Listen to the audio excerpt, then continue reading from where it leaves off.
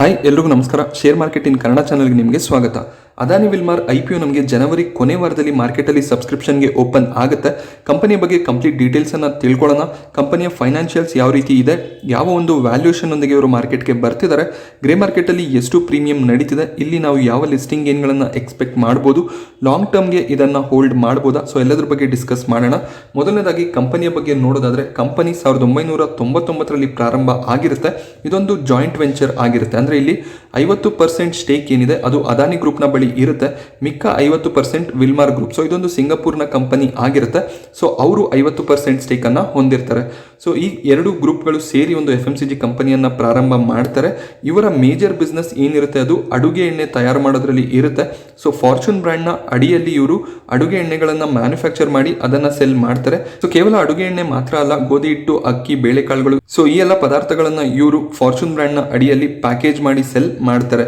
So ಇವರ brand value ತುಂಬಾನೇ ಚೆನ್ನಾಗಿದೆ. ಫಾರ್ಚೂನ್ ಬ್ರ್ಯಾಂಡ್ನ ಅಡಿಯಲ್ಲಿ ಇವರ ಎಲ್ಲ ಪದಾರ್ಥಗಳು ನಮಗೆ ಮಾರ್ಕೆಟಲ್ಲಿ ನೋಡೋದಕ್ಕೆ ಸಿಗುತ್ತೆ. ಹಾಗೆ ಇವರ ಅಡುಗೆ ಎಣ್ಣೆ ಏನಿದೆ ಅದು ಅತಿ ಹೆಚ್ಚಾಗಿ ಸೆಲ್ ಆಗುವಂತಹ ಬ್ರ್ಯಾಂಡ್ ಆಗಿದೆ ಇಂಡಿಯಾದಲ್ಲಿ. ಹಾಗೆ ಇವರ ಬಳಿ ನಾವು ಗಮನಿಸಿದಾಗ 22 ಪ್ಲಾಂಟ್ಗಳು ಭಾರತದ ಬೇರೆ ಬೇರೆ ಸ್ಟೇಟ್ಗಳಲ್ಲಿ ನೋಡೋದಕ್ಕೆ ಸಿಗುತ್ತೆ.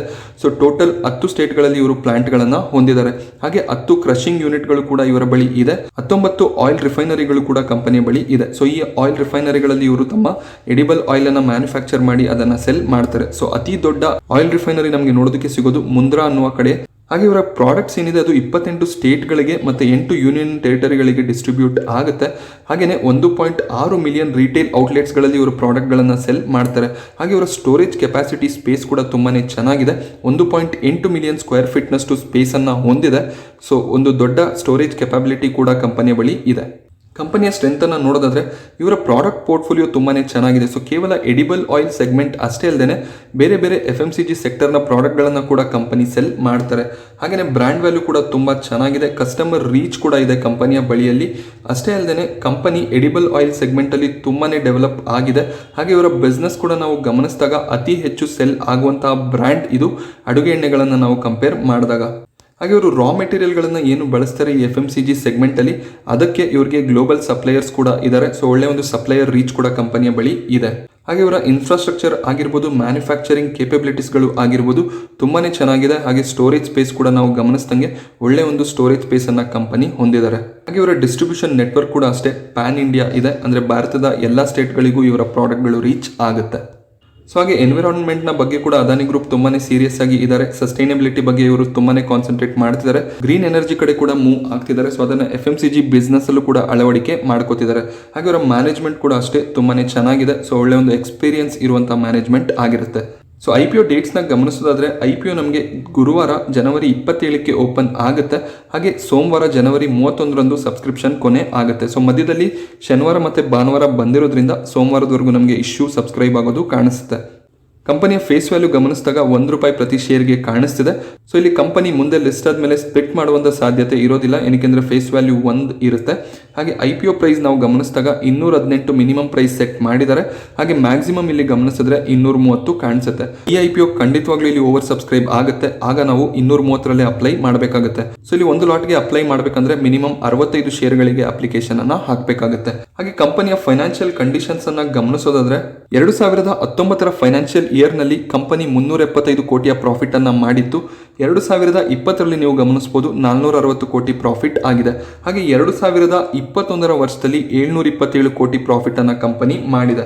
ಸೊ ಇಯರ್ ಆನ್ ಇಯರ್ ನೀವು ಕಂಪೇರ್ ಮಾಡಿದಾಗ ಪ್ರಾಫಿಟ್ ನಲ್ಲಿ ನಮಗೆ ಗ್ರೋತ್ ಕಾಣಿಸ್ತಿದೆ. ಹಾಗೆ ರೆವೆನ್ಯೂ ಮತ್ತೆ ಅಸೆಟ್ ಕೂಡ ಅಷ್ಟೇ ಕಂಟಿನ್ಯೂಸ್ ಆಗಿ ಗ್ರೋ ಆಗಿರೋದು ಕಾಣಿಸ್ತಿದೆ.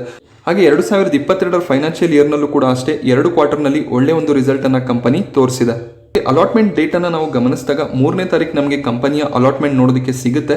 ಅಕಸ್ಮಾತ್ ನಮಗೆ ಶೇರ್ಗಳು ಅಲಾಟ್ ಆಗಲಿಲ್ಲ ಅಂದರೆ 4ನೇ ತಾರೀಕು ರೀಫಂಡ್ ಸಿಗುತ್ತೆ. ಅಕಸ್ಮಾತ್ ಶೇರ್ಸ್ ಅಲಾಟ್ ಆಯಿತು ಅಂದರೆ ಡಿಮ್ಯಾಟ್ನಲ್ಲಿ 7ನೇ ತಾರೀಕು ಶೇರ್ಗಳು ನೋಡೋದಕ್ಕೆ ಸಿಗುತ್ತೆ. ಸೊ IPO ಲಿಸ್ಟಿಂಗ್ ಡೇಟನ್ನು ಕಂಪನಿ 8ನೇ ತಾರೀಕು ಫೆಬ್ರವರಿಗೆ ಇಟ್ಕೊಂಡಿದ್ದಾರೆ. ಸೊ ಇಲ್ಲಿ ಮಿನಿಮಮ್ ನಾವು ಒಂದು ಲಾಟ್ಗೆ ಅಪ್ಲೈ ಮಾಡಬೇಕು ಅಂದಾಗ ₹14,950 ಬೇಕಾಗುತ್ತೆ. ಹಾಗೆಯೇ ಒಬ್ಬ ರಿಟೇಲ್ ಇನ್ವೆಸ್ಟರ್ ಮ್ಯಾಕ್ಸಿಮಮ್ 13 ಲಾಟ್ಗಳಿಗೆ ಅಪ್ಲಿಕೇಶನ್ ಅನ್ನು ಹಾಕ್ಬೋದು. ಅಂತ ಸಮಯದಲ್ಲಿ ₹1,94,350 ಬೇಕಾಗುತ್ತೆ. ಸೊ ಇದಕ್ಕಿಂತ ಹೆಚ್ಚು ಅಮೌಂಟ್ ಅನ್ನು ಇನ್ವೆಸ್ಟ್ ಮಾಡಬೇಕು ಅಂತ ಅನ್ಕೊಂಡಾಗ NII ಕ್ಯಾಟಗರಿಯಲ್ಲಿ ಅಪ್ಲಿಕೇಶನ್ ಅನ್ನು ಹಾಕಬೇಕಾಗುತ್ತೆ. ಸೊ IPOನ ಇಶ್ಯೂ ಸೈಜ್ ನಾವು ಗಮನಿಸಿದಾಗ 3600 ಕೋಟಿ IPO ಇಶ್ಯೂ ಆಗಿದೆ. ಮೊದಲಿಗೆ ಇವರು 4500 ಕೋಟಿ ಇಶ್ಯೂನ ತರ್ತೀವಿ ಅಂತ ಹೇಳಿದರು, ಬಟ್ ಕಾರಣಾಂತರಗಳಿಂದ ಇಲ್ಲಿ ಆ ಇಶ್ಯೂ ಸೈಜನ್ನು ಕಮ್ಮಿ ಮಾಡ್ಕೊಂಡಿದ್ದಾರೆ. ಈ ಎಲ್ಲ ಇಶ್ಯೂ ಏನಿದೆ ಇದು ಫ್ರೆಶ್ ಇಶ್ಯೂ ಆಗಿರುತ್ತೆ, ಅಂದರೆ ಇಲ್ಲಿ ಪ್ರಮೋಟರ್ಸ್ ಯಾವುದೇ ರೀತಿಯ ಶೇರ್ಗಳನ್ನು ಸೆಲ್ ಮಾಡ್ತಿಲ್ಲ. ಸೊ ಹೊಸದಾಗಿ ಶೇರ್ಗಳನ್ನು ಇಲ್ಲಿ ಮಾರ್ಕೆಟಲ್ಲಿ ಲಾಂಚ್ ಮಾಡ್ತಿದ್ದಾರೆ. ಸೊ ಇದೊಂದು ಒಳ್ಳೆಯ ವಿಷಯ ಆಗಿರುತ್ತೆ. ಈ 3600 ಕೋಟಿ ಕೂಡ ಕಂಪನಿಯ ಇನ್ಫ್ರಾಸ್ಟ್ರಕ್ಚರ್ ಡೆವಲಪ್ಮೆಂಟಲ್ಲಿ ಯೂಸ್ ಆಗುತ್ತೆ. ಸೊ ಇಲ್ಲಿ ಯಾರ್ಯಾರಿಗೆ ಎಷ್ಟೆಷ್ಟು ಶೇರ್ಗಳನ್ನು ಆಫರ್ ಮಾಡ್ತಿದ್ದಾರೆ ಅಂತ ನೋಡಿದ್ರೆ QIBಗೆ ಇಲ್ಲಿ ಮ್ಯಾಕ್ಸಿಮಮ್ 50%, ಅಂದರೆ 50%ವರೆಗೂ ಇಲ್ಲಿ ಶೇರ್ಗಳನ್ನು ಆಫರ್ ಮಾಡ್ತಿದ್ದಾರೆ. NIIಗೆ ಮಿನಿಮಮ್ 15%, ಹಾಗೆ ರಿಟೇಲ್ ಇನ್ವೆಸ್ಟರ್ಗೆ 35% ಇಲ್ಲಿ ಆಫರ್ ಮಾಡ್ತಿದ್ದಾರೆ. ಸೊ ರಿಟೇಲ್ ಇನ್ವೆಸ್ಟರ್ಸ್ಗೆ ಸ್ವಲ್ಪ ಒಳ್ಳೆ ಅಲಾಟ್ಮೆಂಟ್ ಚಾನ್ಸಸ್ ಇಲ್ಲಿ ಇರುತ್ತೆ. ಅಷ್ಟೇ ಅಲ್ಲದೆ ಇವರು 3600 ಕೋಟಿಯಲ್ಲಿ 100 ಕೋಟಿ ಅಮೌಂಟ್ ಏನಿದೆ ಅದನ್ನು ಎಂಪ್ಲಾಯೀಸ್ಗೆ ರಿಸರ್ವ್ ಮಾಡ್ತಿದ್ದಾರೆ. ಸೊ ಎಂಪ್ಲಾಯೀಸ್ ಕೂಡ ಇಲ್ಲಿ ಎಂಪ್ಲಾಯಿ ಕೋಟಾ ಅಂಡರಲ್ಲಿ IPOಗೆ ಅಪ್ಲಿಕೇಶನನ್ನು ಹಾಕ್ಬೋದು. ಹಾಗೆ ಇಲ್ಲಿ ಅದಾನಿ ಎಂಟರ್ಪ್ರೈಸಸ್ ಲಿಮಿಟೆಡ್ನ ಶೇರ್ ಹೋಲ್ಡರ್ಸ್ ಯಾರಿದ್ದೀರಾ ಅವರಿಗೆ ಶೇರ್ ಹೋಲ್ಡರ್ಸ್ ಕ್ಯಾಟಗರಿಯಲ್ಲಿ ಅಪ್ಲೈ ಮಾಡೋದಕ್ಕೆ ಅವಕಾಶ ಇರುತ್ತೆ. ಬಟ್ ಇಲ್ಲಿ ಒಂದು ಕಂಡೀಷನ್ ಇದೆ. ಸೊ ಶೇರ್ಗಳು ನಿಮ್ಮ ಡಿಮ್ಯಾಟ್ ಅಕೌಂಟ್ನಲ್ಲಿ 19 ಜನವರಿಗೂ ಮುಂಚೆ ಇರಬೇಕಾಗುತ್ತೆ. ಅಂದರೆ ನೀವು ಶೇರ್ಗಳನ್ನು 17ನೇ ತಾರೀಕು ಜನವರಿಗೆ ಬೈ ಮಾಡ್ಕೊಂಡಿದ್ರೆ ಮಾತ್ರ 19ನೇ ತಾರೀಕು ಅದು ನಿಮ್ಮ ಡಿಮ್ಯಾಟ್ ಅಕೌಂಟಲ್ಲಿ ಕಾಣಿಸಿರುತ್ತೆ. ಸೊ ಅದ್ರ ಮೇಲೆ ನೀವು ಶೇರ್ಗಳನ್ನು ಬೈ ಮಾಡಿದರೆ ನೀವು ಶೇರ್ ಹೋಲ್ಡರ್ ಕೋಟಾದಲ್ಲಿ ಅಪ್ಲೈ ಮಾಡೋದಕ್ಕೆ ಚಾನ್ಸಸ್ ಇರೋದಿಲ್ಲ. ಸೊ ಇಲ್ಲಿ ಶೇರ್ ಹೋಲ್ಡರ್ಗಳಿಗೆ 360 ಕೋಟಿ ಅಮೌಂಟನ್ನು ರಿಸರ್ವ್ ಮಾಡಿದ್ದಾರೆ. ಅಂದರೆ 360 ಕೋಟಿ ಅಮೌಂಟ್ನ ಶೇರ್ಗಳು ಏನಿರುತ್ತೆ ಅದು ಶೇರ್ ಹೋಲ್ಡರ್ಸ್ಗೆ ರಿಸರ್ವ್ ಆಗಿರುತ್ತೆ 3600 ಕೋಟಿಯಲ್ಲಿ, ಅಂದರೆ 10%ನಷ್ಟು ಶೇರ್ ಹೋಲ್ಡರ್ಗೆ ಇಲ್ಲಿ ರಿಸರ್ವ್ ಮಾಡಿರ್ತಾರೆ. ಸೊ ಅದಾನಿ ಎಂಟರ್ಪ್ರೈಸಸ್ನ ಶೇರ್ಗಳು ನಿಮ್ಮ ಬಳಿ ಇದೆ ಅಂದರೆ ಖಂಡಿತವಾಗ್ಲೂ ಶೇರ್ ಹೋಲ್ಡರ್ ಕೋಟಾದಲ್ಲಿ ನೀವು ಅಪ್ಲಿಕೇಶನನ್ನು ಹಾಕ್ಬೋದು.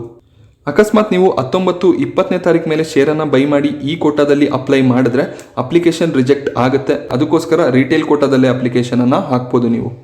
ಹಾಗೆ ಕಂಪನಿಯ ವ್ಯಾಲ್ಯೂಯೇಷನನ್ನು ಗಮನಿಸಿದಾಗ ಅಪ್ಪರ್ ಪ್ರೈಸ್ ಬ್ಯಾಂಡ್ 230 ರೂಪಾಯಲ್ಲಿ ನಾವು ಗಮನಿಸಿದ್ರೆ ಸೊ ಇಲ್ಲಿ ನಮಗೆ ಮಾರ್ಕೆಟ್ ಕ್ಯಾಪ್ ನೋಡೋದಕ್ಕೆ ಸಿಗ್ತಿಲ್ಲ. ಸೊ ಕಂಪ್ಲೀಟ್ ಆಗಿ ಇದು ಫ್ರೆಶ್ ಇಶ್ಯೂ ಆಗಿರುತ್ತೆ. ಸೊ ಎಕ್ಸಿಸ್ಟಿಂಗ್ ಶೇರ್ಸ್ ನಾವು ನೋಡಿದ್ರೆ 114 ಕೋಟಿಗಳಷ್ಟು ನೋಡೋದಕ್ಕೆ ಸಿಗುತ್ತೆ. ಸೊ ಇದೊಂದು ಮಿಡ್ ಕ್ಯಾಪ್ನ ಕಂಪನಿ ಆಗಿರುವಂಥ ಸಾಧ್ಯತೆಗಳು ಹೆಚ್ಚಾಗಿರುತ್ತೆ. ಫ್ರೆಶ್ ಇಶ್ಯೂ ಕೂಡ ಇದೆ ಇಲ್ಲಿ 3600 ಕೋಟಿಗಳಷ್ಟು. ಸೊ ಇದು ಕೂಡ ಮಾರ್ಕೆಟ್ ಕ್ಯಾಪ್ಗೆ ಜಾಯಿನ್ ಆಗುತ್ತೆ. ಸೊ ಕಂಪನಿ ಲಿಸ್ಟ್ ಆದಮೇಲೆ ಒಂದು ಕರೆಕ್ಟ್ ಮಾರ್ಕೆಟ್ ಕ್ಯಾಪ್ ನಮಗೆ ನೋಡೋದಕ್ಕೆ ಸಿಗುತ್ತೆ. ಕಂಪನಿಯ PE ರೇಷಿಯೋ ನಾವು ಗಮನಿಸಿದಾಗ 36.1 ಕಾಣಿಸ್ತಿದೆ. ಸೊ ಒಳ್ಳೆ ಒಂದು PE ರೇಷಿಯೋದಲ್ಲಿ ಕಂಪನಿ ಮಾರ್ಕೆಟ್ಗೆ ಬರ್ತಿದೆ. ಇಂಡಸ್ಟ್ರಿ PEಯನ್ನು ನಾವು ಗಮನಿಸಬಹುದು. 66ರ PE ನಮಗೆ FMCG ಸೆಕ್ಟರಲ್ಲಿ ನೋಡೋದಕ್ಕೆ ಸಿಗುತ್ತೆ. ಇವರ ಅರ್ನಿಂಗ್ ಪರ್ ಶೇರ್ ₹6.37 ನೋಡೋದಕ್ಕೆ ಸಿಗ್ತಿದೆ. ಸೊ ಇವರ ಪ್ರೈಸ್ ಬ್ಯಾಂಡ್ ಏನಿದೆ ಅದಕ್ಕೆ ಕಂಪೇರ್ ಮಾಡಿದಾಗ ಒಳ್ಳೆ ಒಂದು ಅರ್ನಿಂಗ್ ಪರ್ ಶೇರ್ ಕೂಡ ಕಂಪನಿ ಜನರೇಟ್ ಮಾಡ್ತಿದೆ. ಹಾಗೆ ಇವರ ಕಾಂಪಿಟೇಟರ್ಗಳ PE ನಾವು ಗಮನಿಸಿದಾಗ HUL ಇಲ್ಲಿ 68ರ PEಯಲ್ಲಿ ಟ್ರೇಡ್ ಮಾಡ್ತಿದೆ. ಬ್ರಿಟಾನಿಯಾ ಇಂಡಸ್ಟ್ರೀಸ್ ಒಂದು ಒಳ್ಳೆ PEಯಲ್ಲಿ ಟ್ರೇಡ್ ಮಾಡ್ತಿದೆ 44ರ PE. But Tata consumer products ನೋಡ್ಬೋದು 81ರ PEಯಲ್ಲಿ ಟ್ರೇಡ್ ಮಾಡ್ತಿದೆ. ಡಾಬರ್ ಕೂಡ ಅಷ್ಟೇ 62ರ PEಯಲ್ಲಿ, ಮಾರಿಕೋ 60ರ PE ಮತ್ತು ನೆಸ್ಲೆ ಕೂಡ ತುಂಬ ಎಕ್ಸ್ಪೆನ್ಸಿವ್ ಆಗಿ ಟ್ರೇಡ್ ಮಾಡ್ತಿದೆ. ಅದಾನಿ ವಿಲ್ಮಾರ್ ಒಳ್ಳೆ ಒಂದು PE ರೇಷಿಯೋನಲ್ಲಿ ಇಲ್ಲಿ ಮಾರ್ಕೆಟ್ಗೆ ಬರ್ತಿದ್ದಾರೆ.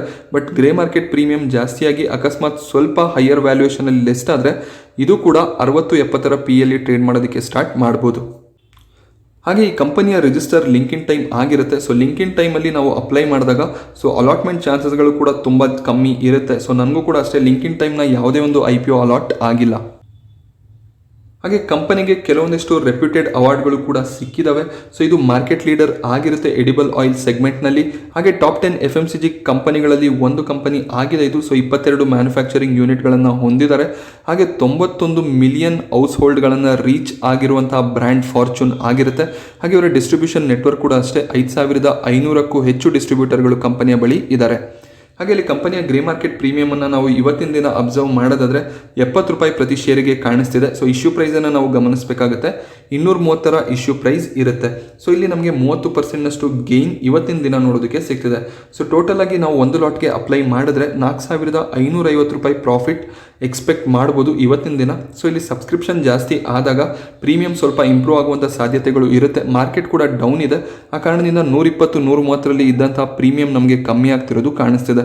ಅಕಸ್ಮಾತ್ ಮಾರ್ಕೆಟ್ ರಿಕವರ್ ಆದರೆ ಒಳ್ಳೆ ಒಂದು ಆಪರ್ಚುನಿಟಿ ಇರುತ್ತೆ. ಪ್ರೀಮಿಯಂ ಕೂಡ ಜಾಸ್ತಿ ಆಗುವಂಥ ಸಾಧ್ಯತೆಗಳು ಇರುತ್ತೆ. ಖಂಡಿತವಾಗ್ಲೂ ಇಲ್ಲಿ ಈ IPOದಲ್ಲಿ ನಾವು ಅಪ್ಲಿಕೇಶನನ್ನು ಹಾಕಬೇಕಾಗುತ್ತೆ. ಅದು ಲಿಸ್ಟಿಂಗ್ ಗೇನ್ ಆದರೂ ಕೂಡ ಅಷ್ಟೇ, ಅಥವಾ ನಾವು ಲಾಂಗ್ ಟರ್ಮ್ಗೆ ಹೋಲ್ಡ್ ಮಾಡಬೇಕು ಅಂದರೂ ಕೂಡ ಅಷ್ಟೇ ಒಳ್ಳೆ ಒಂದು ಕಂಪನಿ ಆಗಿರುತ್ತೆ. ಬ್ರ್ಯಾಂಡ್ ವ್ಯಾಲ್ಯೂ ತುಂಬಾ ಚೆನ್ನಾಗಿದೆ. ತುಂಬ ಜನ ಈಗ ಅದಾನಿ ಪೋರ್ಟ್, ಅದಾನಿ ಎಂಟರ್ಪ್ರೈಸಸ್, ಬೇರೆ ಬೇರೆ ಕಂಪನಿಗಳಲ್ಲಿ ಇನ್ವೆಸ್ಟ್ಮೆಂಟನ್ನು ಮಾಡ್ತಿದ್ದೀರಾ ಅದಾನಿ ಗ್ರೂಪ್ದು. ಸೊ ಇದು ಕೂಡ ಅಷ್ಟೇ ಒಳ್ಳೆ ಒಂದು ಸೆಗ್ಮೆಂಟ್ನಲ್ಲಿ ಕೆಲಸ ಮಾಡುವಂಥ ಕಂಪನಿ ಆಗಿರುತ್ತೆ. ಲಾಂಗ್ ಟರ್ಮ್ಗೆ ಒಳ್ಳೆ ಒಂದು ವ್ಯಾಲ್ಯೂವನ್ನು ಕೂಡ ನಮಗೆ ಆ್ಯಡ್ ಮಾಡ್ಬೋದು ಪೋರ್ಟ್ಫೋಲಿಯೋಗೆ. ಸೊ ಖಂಡಿತವಾಗ್ಲೂ ಲಾಂಗ್ ಟರ್ಮ್ಗೆ ಕಂಟಿನ್ಯೂ ಮಾಡಬಹುದಾದಂಥ ಒಂದು IPO ಆಗಿರುತ್ತೆ. ಸೊ ಈ ರೀತಿಯ ಐ ಪಿ ಒಗಳನ್ನು ಮಿಸ್ ಮಾಡ್ಕೊಳ್ಳೋದಕ್ಕೆ ಹೋಗಬಾರ್ದು. ಕಂಪನಿಯ ಫಂಡಮೆಂಟಲ್ಸ್ ಚೆನ್ನಾಗಿದೆ, ಫೈನಾನ್ಷಿಯಲ್ ಕಂಡೀಷನ್ಸ್ ಚೆನ್ನಾಗಿದೆ, ಒಳ್ಳೆ ಒಂದು ವ್ಯಾಲ್ಯೂಯೇಷನ್ನಲ್ಲಿ ಬರ್ತಿದ್ದಾರೆ. ಸೊ ಐ ಪಿ ಒಗೆ ಖಂಡಿತವಾಗ್ಲೂ ಅಪ್ಲೈ ಮಾಡಿ. ಮೊದಲನೇ ದಿನ ಅಲ್ಲ ಅಂದ್ರೂ ಎರಡನೇ ದಿನ ನೀವು ಅಪ್ಲಿಕೇಶನನ್ನು ಹಾಕ್ಬೋದು ಈ ಕಂಪನಿಯಲ್ಲಿ. ಏನಕ್ಕೆ ಪ್ರೀಮಿಯಂ ಚೆನ್ನಾಗೇ ಇದೆ. ಅಕಸ್ಮಾತ್ ಏನಾದರೂ ಪ್ರೀಮಿಯಂ ಕಮ್ಮಿ ಆದರೂ ಕೂಡ ಮುಂದಿನ ದಿನದಲ್ಲಿ ಒಳ್ಳೆ ಒಂದು ವ್ಯಾಲ್ಯೂವನ್ನು ಕಂಪನಿ ಜನರೇಟ್ ಮಾಡಿ ಕೊಡ್ಬೋದು. ಸೊ ನಾನು ಈ ಐ ಪಿ ಒ ಬಗ್ಗೆ ನಿಮಗೆ ತಿಳಿಸ್ಕೊಟ್ಟಂತಹ ಮಾಹಿತಿ ಇಷ್ಟ ಆದರೆ ವಿಡಿಯೋನ ಲೈಕ್ ಮಾಡಿ. ಹಾಗೆ ಇದೇ ರೀತಿಯ ಮಾರ್ಕೆಟ್ ಅಪ್ಡೇಟ್ಸ್ಗಳಿಗೋಸ್ಕರ ಚಾನಲ್ನ ಸಬ್ಸ್ಕ್ರೈಬ್ ಮಾಡ್ಕೊಳ್ಳಿ. Thank you friends.